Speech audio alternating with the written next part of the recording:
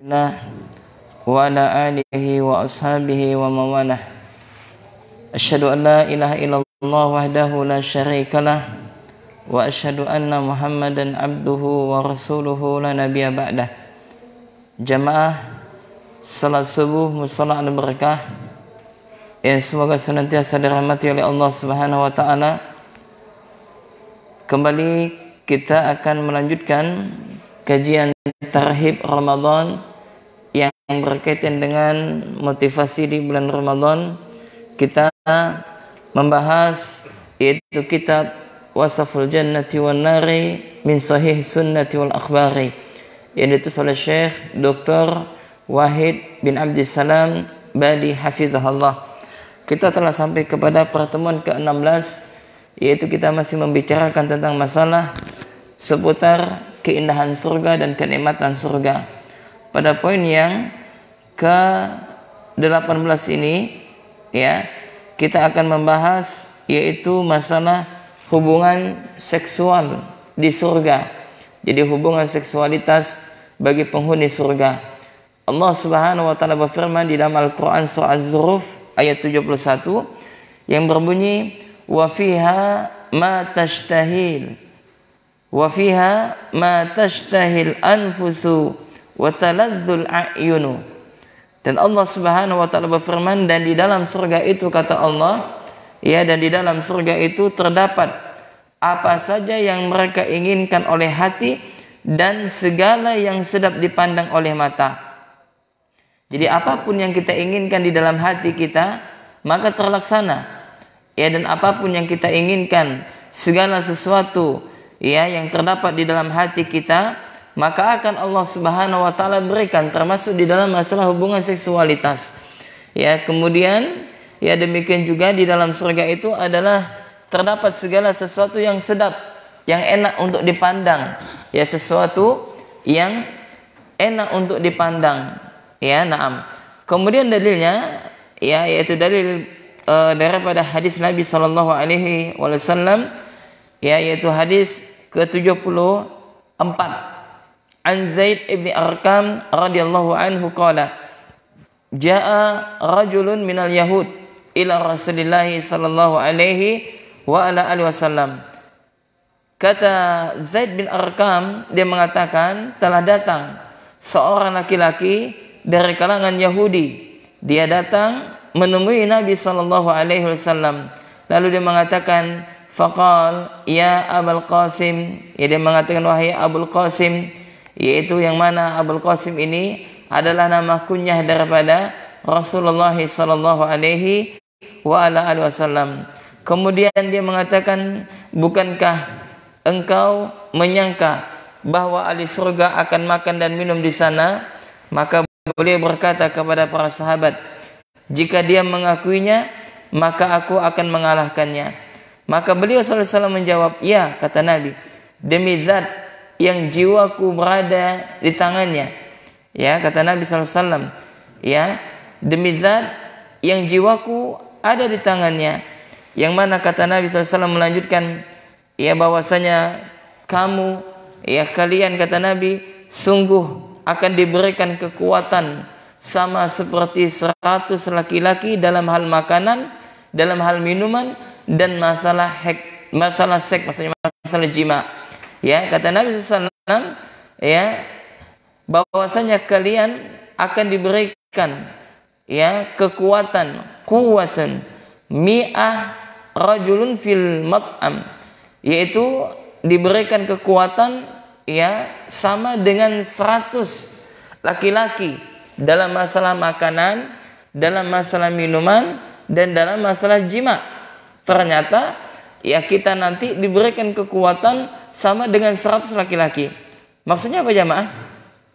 Maksudnya adalah bahwasanya Allah Subhanahu wa taala memang akan memberikan kekuatan yang sangat luar biasa dalam masalah makan dan minum kita, dan juga di dalam masalah berhubungan seksualitas.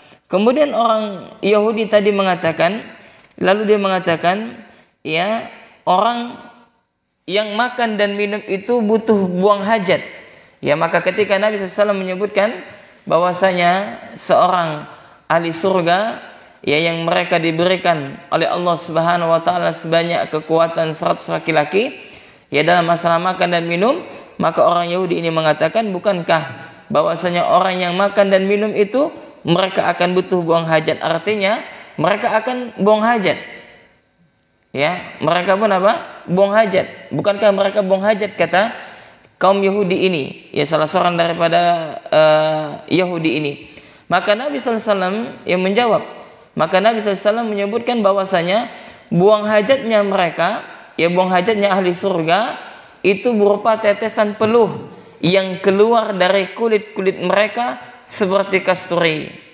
Ya, lalu kemudian perut mereka kembali kosong. Jadi nanti di dalam surga itu tidak ada buang hajat, ya tidak ada buang air seni, yang ada ya, yaitu adalah mereka akan mengeluarkan keringat, yang mana keringat inilah yang akan mengeluarkan bau minyak seperti yaitu apa? Minyak kasturi. Subhanallah. Kemudian jemaah, hadis yang terakhir daripada bab ini itu hadis ke-74, ya hadis ke-75 maksudnya, yaitu dari Anas radhiyallahu taala anhu bahwasanya dia meriwayatkan dari Nabi sallallahu alaihi wasallam, yang mana Rasulullah sallallahu alaihi wasallam bersabda, ya seorang mukmin di surga diberi kekuatan demikian dan demikian dalam hubungan seksualitas di dalam masalah jima. Ditanya, ya sahabat bertanya kepada Rasulullah, wahai Rasulullah, apakah dia mampu demikian? Maka Nabi SAW menjawab, iya, dia akan mampu demikian dan dia diberikan kekuatan sama dengan 100 pria. Ini menunjukkan bahwasanya di surga nanti adalah Allah Subhanahu wa taala akan memberikan yaitu berbagai macam kenikmatan dan puncak kenikmatan, sampai-sampai kalau seandainya kita makan, maka semua anggota tubuh kita merasakan nikmatnya dari ujung rambut sampai ujung kaki. Dan dalam masalah hubungan seksual atau dalam masalah makan atau minum, maka Allah Subhanahu wa taala memberikan kekuatan kepada penghuni surga sama dengan 100 laki-laki. Ini menunjukkan bahwasanya Allah Subhanahu wa taala ia hendak memuliakan dan hendak menjamu hamba-hambanya yang soleh, sebagaimana telah kita sebutkan pada hadis sebelumnya, di dalam hadis kursi yang mana Allah Subhanahu wa taala sebutkan, a'datu lil ibadi solihin, aku telah menyediakan ya untuk hamba-hambaku yaitu segala sesuatu yang penuh dengan kenikmatan di dalam surga tersebut, yang mana di dalam surga tersebut Allah sebutkan dalam hadis kursi, ma la aynun ra'at wala udhunun sami'at wala khatar ala qalbi bashar, yang mana di dalam surga tersebut kata Allah, kenikmatannya belum pernah dilihat oleh kedua mata dan belum pernah didengarkan oleh telinga dan tidak pernah terbesit di dalam hati manusia. Ini adalah rahasia ilahi, akan tetapi di sana Allah Subhanahu wa taala menggambarkan tentang keindahan surga, tapi keindahan surga tersebut yang Allah kabarkan kepada kita tidak bisa kita bayangkan, ya tidak bisa kita bayangkan, ya dan tidak bisa yaitu apa? Kita menghayalkannya, karena dia adalah sesuatu yang sangat indah, ya hati kita tidak sampai untuk menghayalkannya. Kemudian jemaah, pembahasan selanjutnya adalah bahwasanya di surga nanti bidadari-bidadari mereka telah menanti suami-suami mereka dari kalangan hamba-hamba Allah yang soleh, yang mana mereka menanti suami-suami mereka dengan nyanyian yang mana suaranya begitu merdu. Disebutkan dari Ibnu Umar radhiyallahu taala anhu, dia menceritakan bahwasanya Rasulullah sallallahu alaihi wasallam bersabda, istri-istri di surga kata Nabi, mereka bernyanyi untuk suami mereka dengan suara yang paling merdu yang belum pernah didengar seorang pun. Di antara nyanyiannya adalah nahnul khairatul hisan azwajun qaumin kiram yanzuruna bi qurrati a'yan wa inna mimma yataghayyina bih. Kemudian yang mereka bernyanyi, apa kata penghuni surga tersebut? Kami adalah wanita-wanita yang baik lagi jelita, istri orang-orang mulia, mereka memandang dengan senang di antara nyanyian.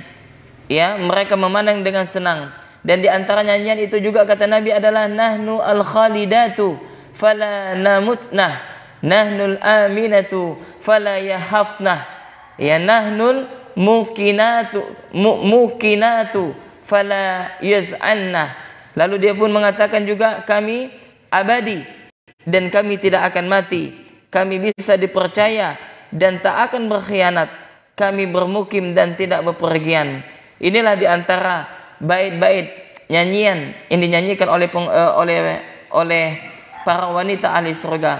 Kemudian hadis berikutnya adalah hadis yang diriwayatkan daripada sahabat yang bernama Abu Umamah radhiyallahu taala anhu. Dia menuturkan bahwasanya Nabi sallallahu alaihi wa ala alihi wasallam bersabda, "Ma min 'abdin yadkhulul jannata illa wa yajlisu 'inda ra'sihi wa inda rijlaihi sintani minal huril 'ain." Subhanallah. Kata Nabi sallallahu alaihi wasallam, tidaklah seorang hamba yang dia masuk ke dalam surga kecuali dua orang bidadari duduk di dekat kepala dan kakinya sambil bernyanyi untuknya. Ya, yang mana bahwasanya kata Nabi sallallahu alaihi wasallam, ya bi'asani sautin sami'ahul insu wal jinnu, yang mana suaranya itu begitu indah, suaranya begitu indah, suaranya paling merdu yang belum pernah didengar oleh sebelumnya. Yang mana suaranya tersebut adalah paling merdu yang pernah didengar oleh manusia dan jin. Kemudian kata Nabi sallallahu alaihi wasallam, walaisa bimizmar syaitan, yaitu suaranya itu bukan seperti dengan seruling-seruling setan. Ya, bukan dengan seruling-seruling setan, walakin bitahmidillah wa taqdisihi, akan tetapi ya nyanyian-nyanyian mereka tersebut adalah dalam rangka untuk pujian kepada Allah Subhanahu wa taala dan mensucikan Allah. Yang mana jamaah, sebagaimana telah kita ketahui bahwasanya musik yang ada di dunia ini, nyanyian yang ada di dunia ini adalah bagian daripada seruling daripada syaitan, dan dia adalah ayat-ayat syaitan yang memalingkan manusia untuk ingat kepada Allah Subhanahu wa taala. Sehingga para ulama mengatakan, para ulama 4 mazhab mereka sepakat bahwasanya musik itu adalah haram, ya, dan tidak boleh seseorang mendengarkan musik. Ya, kenapa? Karena musik itu melalaikan seseorang dari mengingat Allah Subhanahu wa taala. Maka berbeda ketika di surga, yang mana bidadari mereka bernyanyi, yang mana mereka bernyanyi dengan suara yang paling bagus, suara yang paling merdu yang pernah didengar oleh manusia dan jin. Dan nyanyian mereka tersebut, kata Nabi SAW, bitahmidillah wa taqdisihi, yaitu dengan pujian kepada Allah Subhanahu wa taala dan juga dengan mensucikan Allah Azza wa Jal.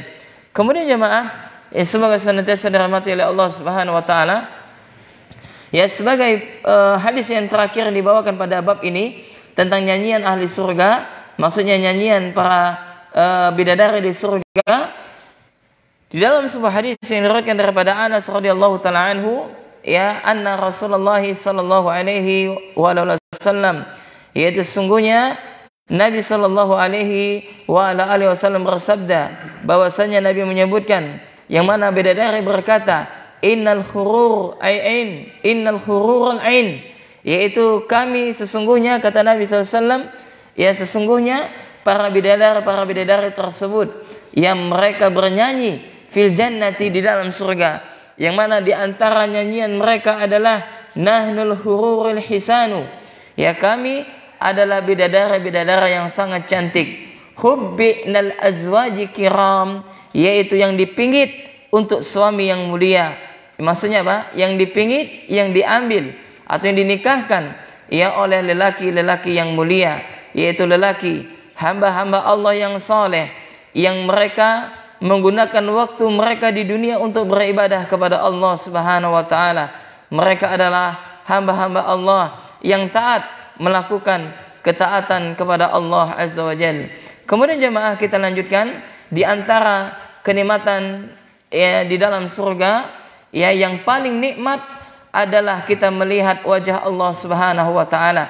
Kita melihat wajah Allah Azza wa Jalla, yang mana ini adalah nikmat yang paling nikmat, yang tidak ada bisa dikalahkan dengan apapun yang ada di dalam kenikmatan di dalam surga. Di dalam sebuah ayat disebutkan, yaitu dalam Al-Quran surah Al-Qiyamah ayat 22 sampai dengan 23, yang mana Allah Subhanahu wa taala berfirman, wujuhun yawma idzin nadhirah ila rabbiha nadhirah, yaitu wajah-wajah orang mukmin pada hari itu mereka berseri-seri. Jadi wajah-wajah orang yang beriman pada hari itu nadhirah, yaitu berseri-seri, ila rabbiha nadhirah, yaitu mereka pada hari tersebut memandang wajah Rabbnya.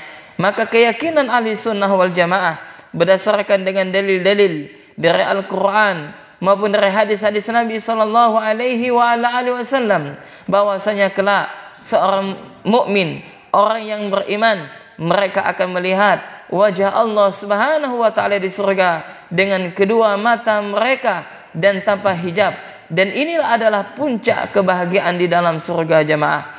Di dalam sebuah hadis yang diriwayatkan daripada Abu Hurairah radhiyallahu taala anhu, bahwasanya ya kata Abu Hurairah radhiyallahu taala anhu, dia menceritakan anna nasan qalu, sesungguhnya manusia, yaitu maksudnya adalah sahabat, bertanya kepada Rasulullah sallallahu alaihi wasallam, yang mana sahabat bertanya, wahai Rasulullah, apakah nanti kita melihat Tuhan kita? Ya, apakah nanti kita akan melihat Tuhan kita pada hari kiamat? Ya, jadi sahabat bertanya, apakah nanti kita akan bisa melihat wajah Tuhan kita? Kita apakah bisa melihat Allah pada hari kiamat, wahai Rasulullah? Maka Nabi sallallahu alaihi wasallam balik bertanya, hal tadaruna fi ru'yatil qamar lailatul badr? Ya, apakah kalian bisa melihat, yaitu malam, pada malam hari pada bulan purnama? Apakah kalian, kata Nabi, kesulitan melihat bulan pada malam purnama? Maka sahabat menjawab, la ya Rasulullah, tidak wahai Rasulullah. Maka kata Nabi SAW, ya maka kalian, kata Nabi, akan melihat, ya melihat Allah Subhanahu wa taala. Kalian akan melihat Rabb kalian sebagaimana kalian melihat bulan purnama. Subhanallah. Ini adalah puncak daripada kebahagiaan di dalam surga, adalah kita melihat wajah Allah Azza wa Jal. Siapa yang tidak rindu dengan Allah Subhanahu wa taala? Rabbuna Rabbus samawati wal ard, yaitu Rabbnya alam semesta. Maka mudah-mudahan kita diberikan izin untuk melihat wajah Allah Azza wa Jal. Kemudian jemaah, hadis yang berikutnya adalah hadis dari Suhaib radhiyallahu taala anhu, dia menuturkan bahwasanya Nabi sallallahu alaihi wasallam bersabda, "Idza dakhala ahlul jannah," kata Nabi sallallahu alaihi wasallam, apabila ahli surga telah masuk ke dalam surga, yaqulullahu azza wa jal, maka Allah Subhanahu wa taala berfirman, "Turiduna syai'an azidukum," kata Allah, apakah kalian ingin menginginkan sesuatu sehingga aku menambahkan kenikmatan untuk kalian? Jadi Allah bertanya kepada penghuni surga, apakah kalian menginginkan sesuatu sehingga aku menambahkan kenikmatan bagi kalian? Fayakulun, maka mereka penghuni surga itu mengatakan, alam tubayyid wujuhana. Ya, mereka menjawab, bukankah engkau telah memutihkan wajah kami, wahai Allah? Bukankah engkau telah memutihkan wajah kami? Alam tudkhilnal jannah, dan bukankah engkau telah memasukkan kami ke dalam surgamu? Wa tunajjina minan nar, dan bukankah engkau telah menyelamatkan kami dari api nerakamu? Maka kata Nabi sallallahu alaihi wasallam, qala fayakshiful hijaba, maka Allah Subhanahu wa taala membukakan hijab. Ya, maka Allah Subhanahu wa taala membuka hijabnya. Maka Allah Subhanahu wa taala membuka hijabnya. Kemudian kata Nabi sallallahu alaihi wasallam, "Fama u'tu syai'an ahabba ilaihim minan nadhari ila rabbihim." Thumma tala hadhihi al-ayah, "Lilladzi ahsanul husna wa ziyadah." Kemudian kata Nabi sallallahu alaihi wasallam, maka tak kala Allah Azza wa Jal membuka hijabnya, maka tidaklah mereka diberi sesuatu yang lebih mereka cintai ketimbang melihat Rabb mereka. Jadi mereka ahli surga nanti akan melihat Rabb mereka, dan ketika melihat Rabb mereka, maka mereka tidak saling berdesak-desakan sebagaimana kita melihat bulan purnama. yang mana kita bisa melihat dalam keadaan yang jauh. Ya, maka di sini disebutkan oleh para ulama kita bahwasanya keyakinan ahli sunnah wal jamaah, dia bahwasanya mereka meyakini bahwasanya di surga nanti mereka akan melihat Allah Subhanahu wa taala dengan kedua mata mereka, dan ini adalah puncak daripada kenikmatan di dalam surganya Allah Azza wa Jalla. Lalu Nabi sallallahu alaihi wasallam yang membacakan ayat yaitu dalam Al-Qur'an surah Yunus ayat 26, lilladzina ahsanul husna wa ziyadah, yaitu yang artinya bagi orang-orang yang berbuat kebaikan ada pahala yang terbaik, yaitu surga bagi mereka, dan juga pahala tambahan yaitu melihat wajah Allah Subhanahu wa taala. Kemudian jemaah yang semoga senantiasa dirahmati oleh Allah Subhanahu wa taala, dan sebagai penutup bahwasanya kenikmatan di dalam surga itu adalah kekal abadi selama-lamanya. Ya, sebagaimana firman Allah Subhanahu wa taala di dalam Al-Qur'an surah Al-Kahfi ayat 107 sampai dengan 108 yang berbunyi, innalladzina amanu wa 'amilus shalihat kanat lahum jannatul firdausi nuzula. Sungguh kata Allah, orang-orang yang beriman dan mengerjakan kebaikan, untuk mereka disediakan surga Firdaus, ya sebagai tempat tinggal mereka, khalidina fiha la yabghuna anha hiwala, dan mereka tinggal di sana ya dalam keadaan tidak berpindah dari sana, artinya mereka kekal di dalamnya.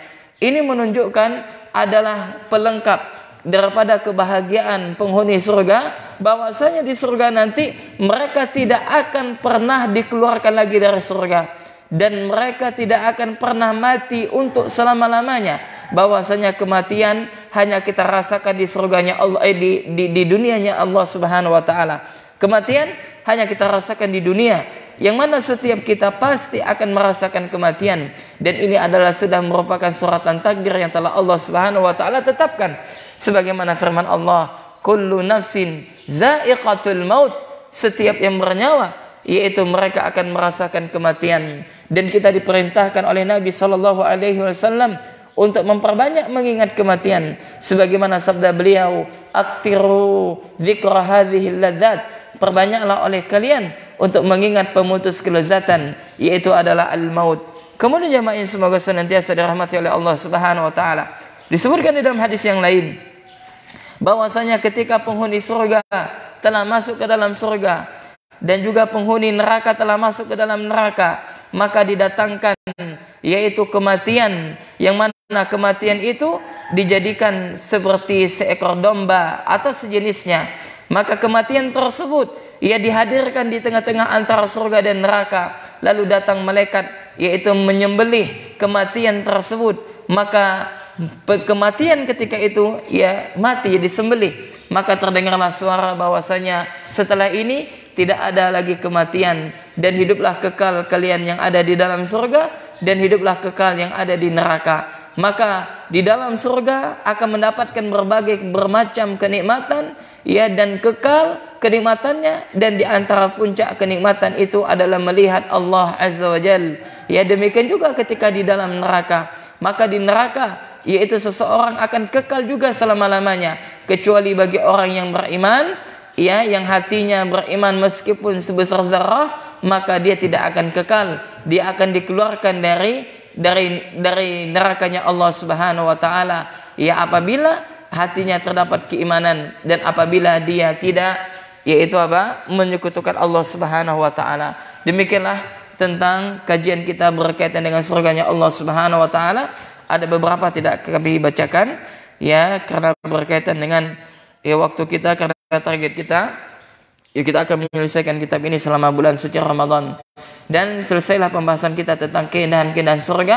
Dan apa yang kami sampaikan ini ya masih banyak kenikmatan-kenikmatan surga yang lainnya yang Allah Subhanahu wa taala ya sediakan bagi orang-orang yang bertakwa. Intinya surga itu adalah tempat yang dipenuhi dengan kenikmatan ya, yang tidak bisa dibayangkan, tidak pernah ya dilihat oleh kedua mata, dan tidak pernah terbesit di dalam hati manusia. Dia adalah sesuatu yang gaib, yang harus kita imani dan sesuatu yang telah dikabarkan oleh Allah Subhanahu wa taala maupun melalui lisan Nabi sallallahu alaihi wasallam. Maka demikian selesailah pembahasan kita tentang masalah keindahan surganya Allah Subhanahu wa taala, dan puncak keindahan di surga adalah kita melihat wajah Allah. Disebutkan dalam hadis yang lain jemaah, maka ketika Allah Subhanahu wa taala menampakkan dirinya, maka semua penghuni surga merasakan kenikmatan yang sangat luar biasa.